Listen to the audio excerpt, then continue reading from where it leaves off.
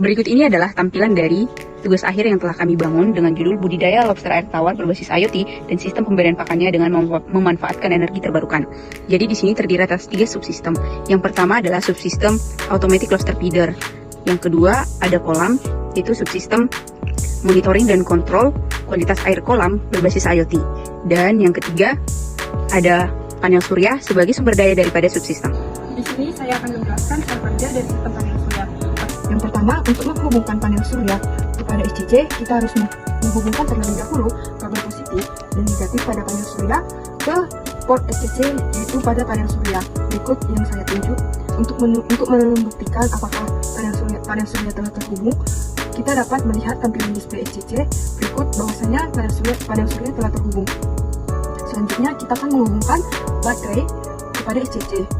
Di sini kita dapat melihat tampilan display pada SCC, baterai telah terhubung. Di sini kita dapat melihat bahwasanya panel surya telah melakukan charging pada baterai.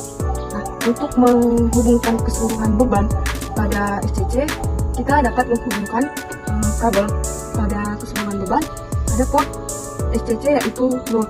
Di sini pada tampilan display SCC terdapat indikator yang menandakan ikon berbentuk lampu. Di sini terlihat bahwasanya baterai telah menyuplai pada beban. Di sini terlihat bahwasanya SCC telah melakukan atau menyuplai daya pada beban. Kemudian di sini saya menggunakan 3 sensor untuk memonitoring parameter baterai. Yang pertama itu ada sensor arus. Kita lihat di sini bahwasanya sensor arus.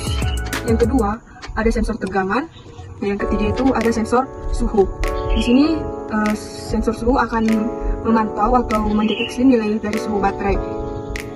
Dikarenakan suhu baterai sangat berpengaruh pada pemakaian baterai, maka saya melakukan kontrol terhadap suhu baterai, yaitu dengan menggunakan relay dan kipas.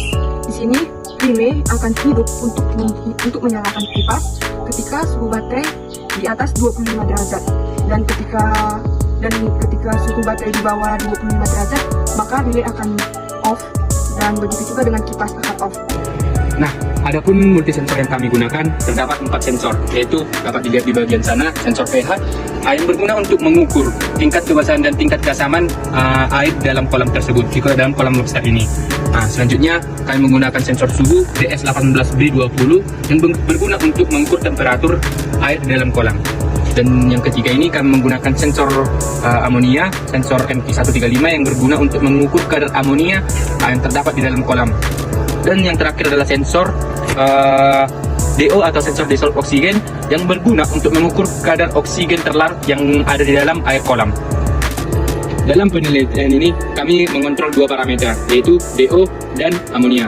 Nah, untuk mengontrol kadar DO atau oksigen terlarut dalam kolam, kami menggunakan pompa aerator. Nah, di sini dapat kita lihat keadaan pompa aerator atau pompa oksigen sekarang dalam keadaan menyala, karena si sensor DO tersebut yang tadi sedang membaca nilai dari oksigen terlarut di dalam air ini di bawah 5 ppm. Jadi di sini pompa aerator ini akan menyala sekitar 15 menit.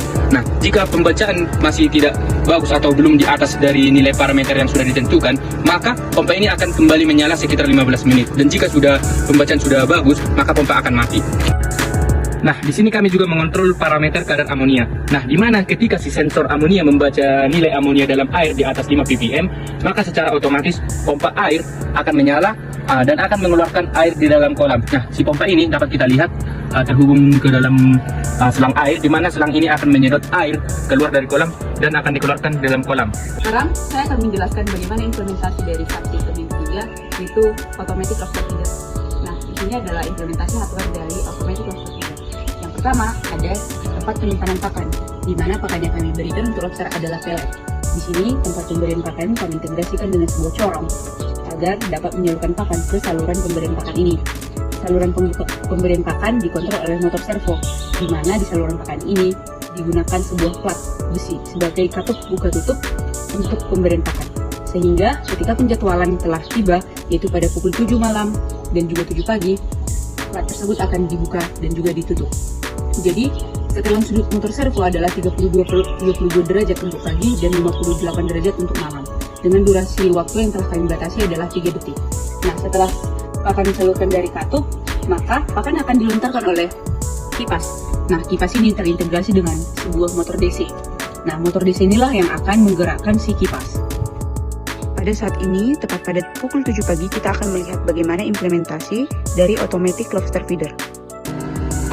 Pada saat ini, motor pompa telah membuka dan kipas telah melontarkan pakan yang terintegrasi dengan motor DC. Berat pakan yang dilontarkan adalah sekitar 2,4 gram yang merupakan 25% dari 3% berat lobster, yaitu 9,837 gram.